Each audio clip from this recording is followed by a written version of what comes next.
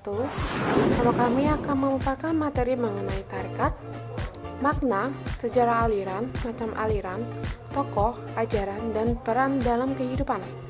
Sebelumnya, perkenalkan anggota kelompok kami. Yang pertama, Dela Ananda Putri, NIM 419172, Anas Widya Safitri, NIM 419180, Dina Zazila, NIM 419181. Materi yang akan kami paparkan yaitu tentang makna dan sejarah tarekat, macam-macam aliran tarekat, tokoh dan ajaran tarekat, yang terakhir peran tarekat dalam kehidupan. Materi yang pertama mengenai makna tarekat. Kata tarekat berasal dari bahasa Arab, yang asal katanya adalah torikoh. Jamaknya torik, yang berarti jalan, keadaan, aliran, atau garis pada sesuatu. Dari segi bahasa, tarekat berarti cara, metode, atau sistem.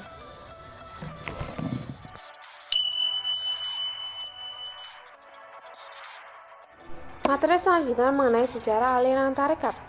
Tarekat sebagai sebuah kelanjutan kegiatan sufisme baru muncul pada abad ke-5 Hijriah atau 13 Masehi. Hal ini ditandai dengan setiap silsilah tokoh sufi atau nama pendirinya yang lahir pada abad itu. Pada periode ini, tasawuf memiliki aturan-aturan, prinsip-prinsip, dan sistem khusus. Sedangkan sebelumnya, tasawuf diterapkan secara individual, di sana-sini tanpa adanya ikatan satu sama lain. Awal kemunculan tarekat ditandai dengan munculnya tarekat Qadariyah yang dikembangkan oleh Syekh Abdul Qadir Jailani di Asia Tengah, Tribistan, tempat kelahiran dan kegiatannya.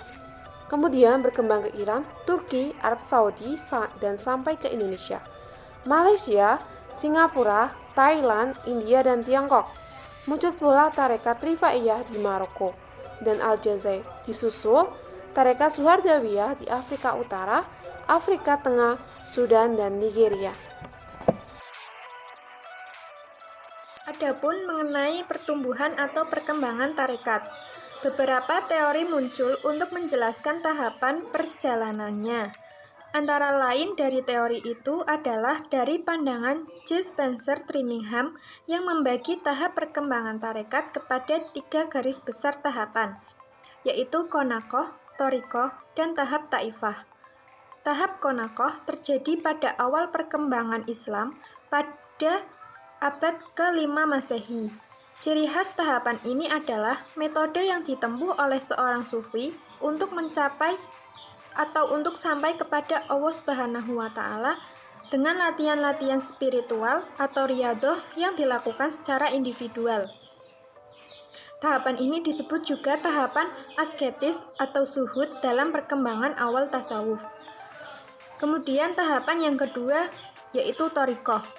Thorikoh terjadi sekitar abad ke-8 Masehi sebagai sebuah peraturan dan metode tasawuf yang mulai bersifat kolektif atau jamaah, namun belum berbentuk secara sistematis dan terlembaga dalam sistem organisasi yang baik. Pola tarekat tasawuf ini telah mengambil bentuk kelas menengah. Kemudian ada tahapan yang ketiga yaitu Taifah. Tahapan Taifah terjadi sekitar abad ke-15 Masehi, di mana dalam tahapan ini sudah terjadi transisi misi ajaran dan peraturan dari guru tarekat atau syekh atau disebut juga mursyid kepada para murid atau pengikut-pengikutnya. Bahkan pada tahapan ini mulai muncul organisasi tasawuf yang mempunyai cabang di kawasan-kawasan lain.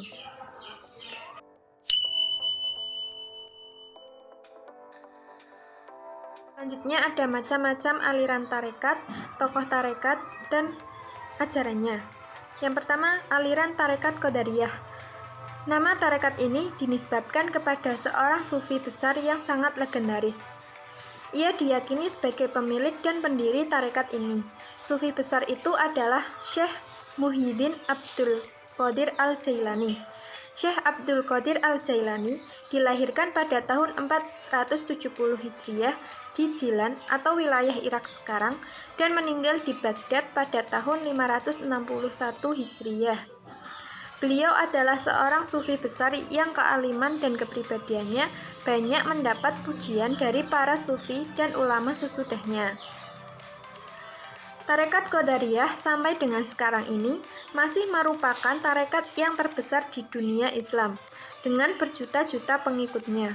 Mereka tersebar di berbagai penjuru dunia seperti Yaman, Mesir, India, Turki, Syria, dan Afrika. Dan ada sekitar 29 jenis tarekat baru yang merupakan modifikasi baru dari tarekat Qadariyah. Ini terjadi karena dalam tarekat Qadariyah ada kebebasan bagi para murid yang telah mencapai tingkat mursyid untuk tidak terikat dengan metode yang diberikan oleh mursyidnya dan bisa membuat metode riyadah sendiri.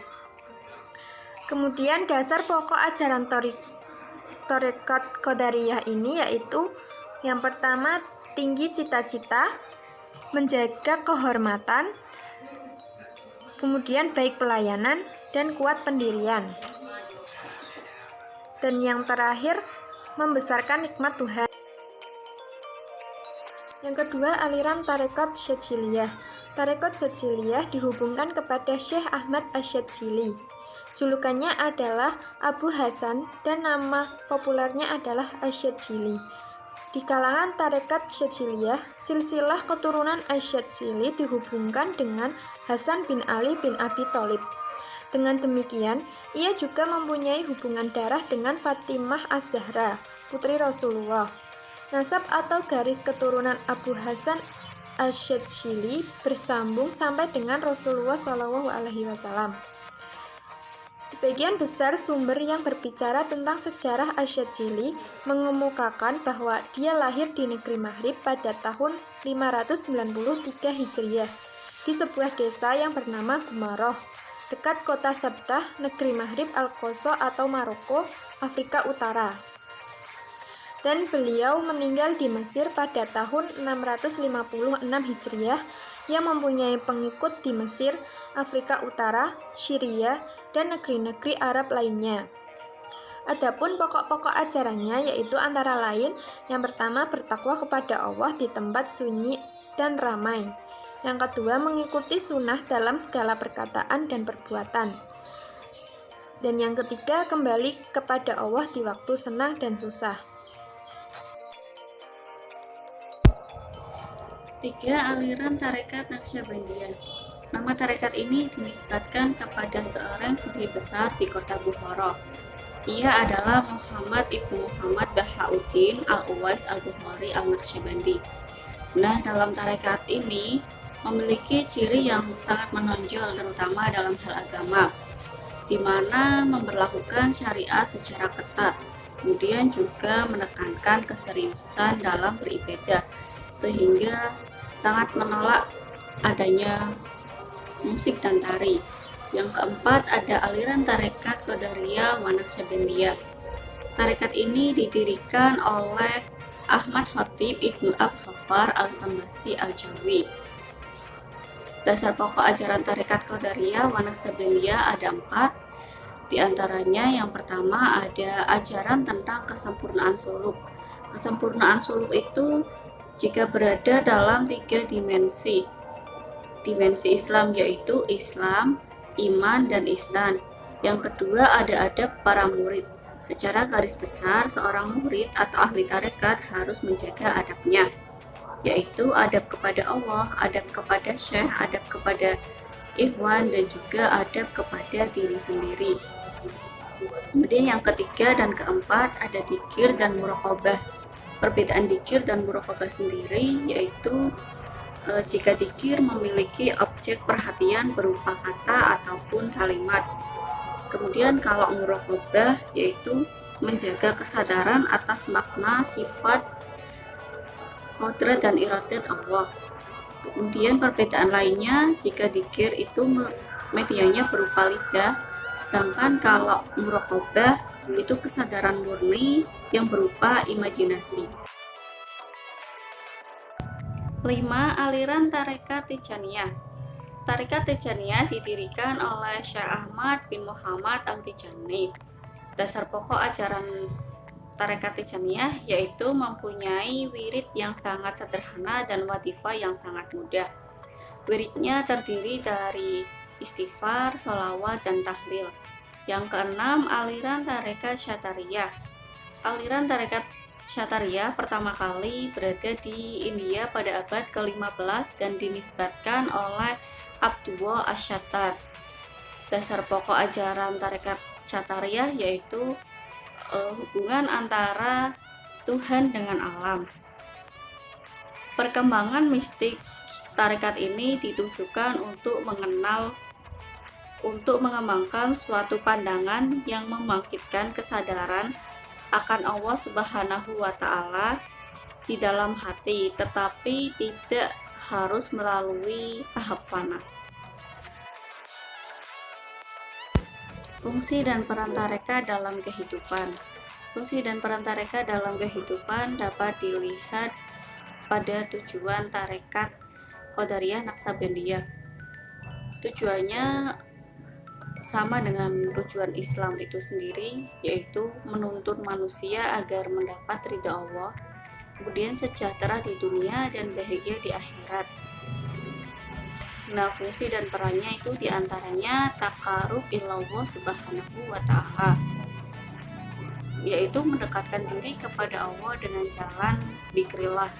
Yang kedua ada menuju jalan mardhatillah, yaitu menuju jalan yang diridai oleh Allah. Alhasil segala gerak-gerik manusia diharuskan menaati perintahnya dan menjauhi larangannya. Yang ketiga ada kemarifatan atau al-ma'rifat, yaitu melihat Tuhan dengan hati. Adapun yang keempat yaitu kecintaan atau mahabbah, yaitu keteguhan jiwa dan kejujuran hati. Peranan mahabbah juga dapat mendatangkan belas kasihan kepada sesama makhluk, diantaranya cinta pada nusa, agama, dan segala bangsa. Sekian presentasi yang dapat kami sampaikan. Kurang lebihnya mohon maaf. Bila ada pertanyaan bisa disampaikan di kolom diskusi. Wassalamualaikum warahmatullahi wabarakatuh.